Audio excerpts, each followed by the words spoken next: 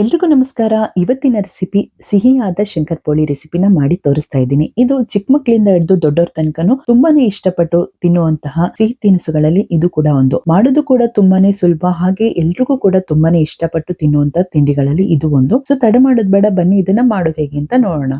ಮೊದಲನೇದಾಗಿ ಒಂದು ಬೌಲ್ಗೆ ನಾನು 1 ಕಪ್ ಆಗುವಷ್ಟು ಮೈದಾ ಹಿಟ್ಟನ್ನ ತಗೊಂಡಿದ್ದೀನಿ.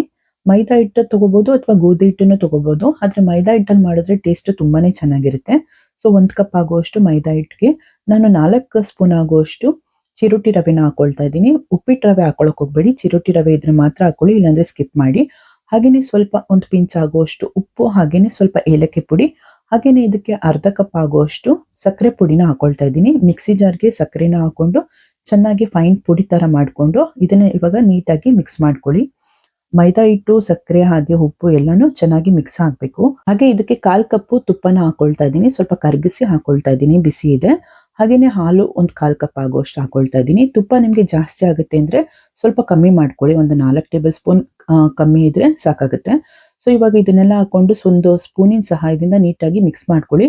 ಇದು ತುಂಬಾ ಸಾಫ್ಟ್ ಇದೆ ಅಂದಾಗ ನಿಮಗೆ ಬೇಕು ಅಂತ ಅನ್ಸಿದ್ರೆ ಒಂದು 1/4 ಕಪ್ ಆಗುವಷ್ಟು ಮತ್ತೆ ಮೈದಾ ಹಿಟ್ಟನ್ನ ಹಾಕೊಂಡು ನೀಟಾಗಿ ಮಿಕ್ಸ್ ಮಾಡ್ಕೊಳ್ಳಿ. ಈ ಅದ ಯಾವ ತರ ಇರಬೇಕು ಅಂದ್ರೆ ಸ್ವಲ್ಪ ಚಪಾತಿ ಹಿಟ್ಟಿಗಿಂತ ಗಟ್ಟಿ ಇರಬೇಕು, ತುಂಬಾ ಸಾಫ್ಟ್ ಇರೋದು ಬೇಡ. ಅದು ಸಾಫ್ಟ್ ಆಗುತ್ತೆ, ಯಾಕಂದ್ರೆ ತುಪ್ಪದಲ್ಲಿ ನಾವು ಮಾಡಿರೋದ್ರಿಂದ, ಹಾಲಲ್ಲಿ ಮಾಡಿರೋದ್ರಿಂದ ಸ್ವಲ್ಪ ಗಟ್ಟಿನೇ ಕಲ್ಸ್ಕೊಡಿ. ನೋಡ್ತಾ ಇದ್ದೀರಲ್ಲ, ಕನ್ಸಿಸ್ಟೆನ್ಸಿ ಈ ತರ ಇರಬೇಕು. ಸೊ ಇವಾಗ ಇದನ್ನ ರವೆ ಎಲ್ಲ ಹಾಕಿ ನಾವು ಕಲ್ಸಿರೋದ್ರಿಂದ ಒಂದು 10 ನಿಮಿಷಗಳ ಕಾಲ ರೆಸ್ಟ್ ಮಾಡೋದಕ್ಕೆ ಬೇಡ. ತಟ್ಟೆನ ಮುಚ್ಚಿ ಒಂದು 10 ನಿಮಿಷಗಳ ಕಾಲ ಅದ್ರ ಪಾಡಿಗೆ ಇಡೋದಕ್ಕೆ ಬಿಟ್ಬೇಡ. ಸೊ ಒಂದು 10 ನಿಮಿಷ ಆದ್ಮೇಲೆ ನಾನು ತೆಗೆದು ತೋರಿಸ್ತಾ ಇದ್ದೀನಿ. ಇವಾಗ ಇದನ್ನ ನಿಮ್ಗೆ ಚಪಾತಿ ಹಿಟ್ಟಿನ ತರ ಒಂದು 4 ಉಂಡೆಗಳನ್ನ ಮಾಡ್ಕೊಳ್ಳಿ. ಇಷ್ಟು 1 ಕಪ್ ಅಲ್ಲಿ ಅಥವಾ 1/4 ಕಪ್ ಹಿಟ್ಟಿಂದ ಇಷ್ಟು ಮಾಡಬಹುದು. ಸೊ ಇವಾಗ ಇದು ಉಂಡೆಗಳನ್ನ ಒಂದೊಂದೇ ತಗೊಂಡು ಚೆನ್ನಾಗಿ ನಾದ್ಕೊಳ್ಳಿ. ನೀವು ಎಷ್ಟು ಚೆನ್ನಾಗಿ ನಾದ್ತಿದ್ದೀರೋ ಅಷ್ಟು ಚೆನ್ನಾಗಿ ಶಂಕರಪೋಳಿ ಬರುತ್ತೆ. ಸೊ ಇವಾಗ ಇದನ್ನ ಲಟ್ಟಿಸ್ಕೊಳ್ಳಿ. ಲಟ್ಟಿಸ್ಕೊಂಡು 4 ಫೋಲ್ಡ್ ಮಾಡ್ಕೊಳ್ಳಿ. ನಾವು ಮಾಮೂಲಿ ಚಪಾತಿ ಯಾವ ತರ ಮಾಡ್ತೀವಿ ಅದೇ ತರ ಸ್ವಲ್ಪ ಫೋಲ್ಡ್ ಮಾಡ್ಕೊಳ್ಳಿ. ಈ ರೀತಿ ಫೋಲ್ಡ್ ಮಾಡೋದ್ರಿಂದ ಚೆನ್ನಾಗಿ ಪದರ ಪದರ ಬರುತ್ತೆ. ಹಾಗೆ ಶಂಕರಪೋಳಿ ತುಂಬಾನೇ ಉಬ್ಬಿ ಬರುತ್ತೆ, ಚೆನ್ನಾಗಿರುತ್ತೆ. ಈ ತರ ಫೋಲ್ಡ್ ಮಾಡ್ಕೊಂಡು ಮತ್ತೊಂದ್ಸಲಿ ಇನ್ನೊಂದ್ಸಲಿ ನಾದ್ಕೊಳ್ಳಿ, ತುಂಬಾನೇ ಚೆನ್ನಾಗಿರುತ್ತೆ. ಉಂಡೆ ಮಾಡ್ಕೊಂಡು ಮತ್ತೆ ನೀಟಾಗಿ ಲಟ್ಟಿಸ್ಕೊಳ್ತಾ ಹೋಗ್ಬೇಕು. ನೀವು ಎಲ್ಲಾ ಹಿಟ್ಟನ್ನು ಈ ತರ 4 ಸಲಿ ಮಾಡ್ಕೊಂಡು ಮತ್ತದೇ ಉಳಿದಿರೋದನ್ನ ಮತ್ತಿನ್ನೊಂದ್ಸಲಿ ಮಾಡ್ಕೋಬೇಕು ಅನ್ನೋದಾದ್ರೆ ಒಂದೇ ಸಲಿನೂ ಕೂಡ ಮಾಡ್ಕೊಳ್ಬಹುದು, ತುಂಬಾ ದೊಡ್ಡದಾಗಿ ಮಾಡ್ಕೊಳ್ಬಹುದು. ನಿಮ್ಗಿಲ್ಲ ಈ ತರಾನೇ ಚಿಕ್ಕ ಚಿಕ್ಕದಾಗಿ ಮಾಡ್ಕೊಳ್ತೀನಿ ಅಂದ್ರೂ ಮಾಡ್ಕೊಳ್ಬಹುದು. ಇವಾಗ ಇದನ್ನ ಲಟ್ಟಿಸ್ಕೊಂಡು ಸೈಡ್ ಅಲ್ಲಿ ಇರೋದನ್ನ ನೀಟಾಗಿ ಚಾಕು ಸಹಾಯದಿಂದ ಕಟ್ ಮಾಡ್ಕೊಳ್ಳಿ. ಇವಾಗ ಇದನ್ನ ದಪ್ಪದಾಗಿ ಲಟ್ಟಿಸ್ಕೊಳ್ಬೇಕು. ತುಂಬಾ ದಪ್ಪನೂ ಬೇಡ, ತುಂಬಾ ತೆಳುವಾಗಿ ಬೇಡ. ಚಪಾತಿಯ 3 ಪಟ್ಟು ಇರಬೇಕು. ಸೊ ಇವಾಗ ಈ ತರ ನಿಮ್ಗೆ ಯಾವ ಆಕೃತಿ ಬೇಕೋ ಆ ತರ ಬೇಕಾದ್ರೂ ಮಾಡ್ಕೋಬಹುದು. ಡೈಮಂಡ್ ಬೇಕಾದ್ರೂ ಮಾಡ್ಕೋಬಹುದು, ಸ್ಕ್ವೇರ್ ಶೇಪ್ ಬೇಕಾದ್ರೂ ಮಾಡ್ಕೋಬಹುದು. ನಾನಿಲ್ಲಿ ಸ್ಕ್ವೇರ್ ತರ ಮಾಡ್ಕೊಳ್ತಾ ಇದ್ದೀನಿ. ನೋಡ್ತಾ ಇದ್ದೀರಾ, ಅಲ್ಲಿ ಒಂದು ತೆಗೆದು ತೋರಿಸ್ತೀನಿ ಎಷ್ಟು ದಪ್ಪ ಇದೆ ಅಂತ.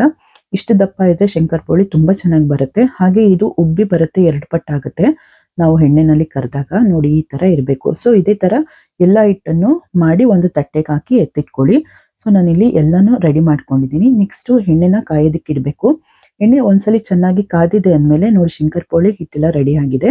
ಒಂದೊಂದಾಗಿ ಬಿಡ್ತಾ ಹೋಗಿ. ಸ್ವಲ್ಪ ಎತ್ಕೊಂಡು ಬಿಡ್ಬೋದು, ಒಟ್ಟಿಗೆನೂ ಬಿಡ್ಬೋದು, ಏನು ಹಾಳಾಗಲ್ಲ ಇದು. ಸೊ ಇವಾಗ ಇದನ್ನ ಮೀಡಿಯಂ ಟು ಲೋ ಫ್ಲೇಮ್ ಅಲ್ಲೇ ನಾವು ಇದನ್ನ ಫ್ರೈ ಮಾಡ್ಕೋಬೇಕು. ನೀವು ಹೈ ಫ್ಲೇಮ್ ನ ಯಾವುದೇ ಕಾರಣಕ್ಕೂ ಕೊಡೋದಕ್ಕೆ ಹೋಗ್ಬೇಡಿ. ಲೋ ಟು ಮೀಡಿಯಂ ಫ್ಲೇಮ್ ಅಲ್ಲಿ ಕೊಟ್ಕೊಂಡು ಇದನ್ನ ಚೆನ್ನಾಗಿ ಫ್ರೈ ಮಾಡ್ಕೊಳ್ಳಿ. ಒಂದು 30 ಸೆಕೆಂಡ್ ಅದನ್ನ ಏನು ಟಚ್ ಮಾಡಕ್ ಹೋಗ್ಬೇಡಿ, ಅದೇ ನೀಟಾಗಿ ಮೇಲ್ ಬರ್ತಾ ಹೋಗುತ್ತೆ. ಆವಾಗ ನೀವು ಇದನ್ನ ಈ ತರ ಬದಲಾಯಿಸ್ಕೊಂಡು ಬಿಸ್ಕೆಟ್ ಕಲರ್ ಬರಬೇಕು ಅಲ್ಲಿ ತನಕ ಚೆನ್ನಾಗಿ ಇದನ್ನ ಫ್ರೈ ಮಾಡ್ಕೊಳ್ಬೇಕು. ತುಂಬಾನು ಫ್ರೈ ಆದ್ರೆ ಅದು ಹಾಳಾಗ್ಬಿಡುತ್ತೆ, ಕಹಿ ಬಂದ್ಬಿಡುತ್ತೆ ಒಂಥರ ಸೀದೋದ್ರೆ. ಸೊ ಹಾಗಾಗಿ ನೋಡ್ತಾ ಇದ್ರಲ್ಲ, ಬಿಸ್ಕೆಟ್ ಯಾವ ಕಲರ್ ಇರುತ್ತೆ ಅಲ್ಲಿ ತನಕನೇ ಅದನ್ನ ಫ್ರೈ ಮಾಡ್ಕೊಳ್ಬೇಕು. ನೋಡ್ತಾ ಇದ್ರಲ್ಲ, ಫೈನಲಿ ಈ ಕಲರ್ ಬಂದ್ರೆ ಸಾಕು. ತುಂಬಾನೇ ಟೇಸ್ಟ್ ಸಖತ್ತಾಗಿರುತ್ತೆ. ಹಾಗೆ ಒಳಗಡೆನೂ ಕೂಡ ಚೆನ್ನಾಗಿ ಹದವಾಗಿ ಬೆಂದಿರುತ್ತೆ. ನೀವು ಈ ದೀಪಾವಳಿಗೆ ಯಾವ ಸಿಹಿಯಾದ ರೆಸಿಪಿನ ಮಾಡಿದೀರಾ ಅಂತ ನನಗೆ ಕಮೆಂಟ್ ನಲ್ಲಿ ತಿಳಿಸೋದನ್ನ ಮರಿಬೇಡಿ. ಸೊ ಎಣ್ಣೆಯಿಂದ ಕರೆದ್ಮೇಲೆ ಟಿಶ್ಯೂ ಪೇಪರ್ ಹಾಕಿ ಬಿಟ್ಬಿಡಿ. ಒಂದು 10ರಿಂದ 15 ನಿಮಿಷ ಬಿಡಿ. ಇದು ತಣ್ಣಗಾದ್ಮೇಲೆ ಇದನ್ನ ಸರ್ವ್ ಮಾಡ್ಕೊಳ್ಬಹುದು. ನೋಡ್ತಾ ಇದ್ದೀರಲ್ಲ, ಎಷ್ಟು ಚೆನ್ನಾಗಿ ಹುಬ್ಬಿ ಬಂದಿದೆ. ಶಂಕರಪೋಳಿ ಪದರವಾಗಿದೆ. ನೋಡಿದ್ರಲ್ಲ, ತುಂಬಾನೇ ಸಿಹಿಯಾದ ಶಂಕರಪೋಳಿನ ಯಾವ ತರ ಮಾಡೋದು ಅಂತ. ಸೊ ಮತ್ತೆ ತಡ, ನೀವು ಕೂಡ ಒಂದ್ಸಲಿ ಟ್ರೈ ಮಾಡಿ ರುಚಿ ಹೇಗಿತ್ತು ಅಂತ ಕಮೆಂಟ್ ನಲ್ಲಿ ನನಗೆ ತಿಳಿಸೋದನ್ನ ಮರಿಬೇಡಿ. ಓಕೆ, ಇಷ್ಟೊತ್ತು ವಿಡಿಯೋ ನೋಡಿದ್ದಕ್ಕೆ ಎಲ್ರಿಗೂ ತುಂಬಾನೇ ಧನ್ಯವಾದಗಳು. ವಿಡಿಯೋ ಇಷ್ಟ ಆಗಿದ್ರೆ ಪ್ಲೀಸ್ ಲೈಕ್ ಮಾಡಿ, ಶೇರ್ ಮಾಡಿ, ಹಾಗೆ ಕಮೆಂಟ್ ಮಾಡಿ. ಸಬ್ಸ್ಕ್ರೈಬ್ ಆಗೋದಂತೂ ಮರಿಬೇಡಿ. ಪಕ್ಕದಲ್ಲಿರುವಂತಹ ಬೆಲ್ ಐಕನ್ ಪ್ರೆಸ್ ಮಾಡಿ. ನಾನು ಮುಂದೆ ಹಾಕೋ ಎಲ್ಲಾ ವಿಡಿಯೋಗಳ ನೋಟಿಫಿಕೇಶನ್ ನಿಮಗೆ ಬಂದು ತಲುಪುತ್ತೆ. ಬಾಯ್.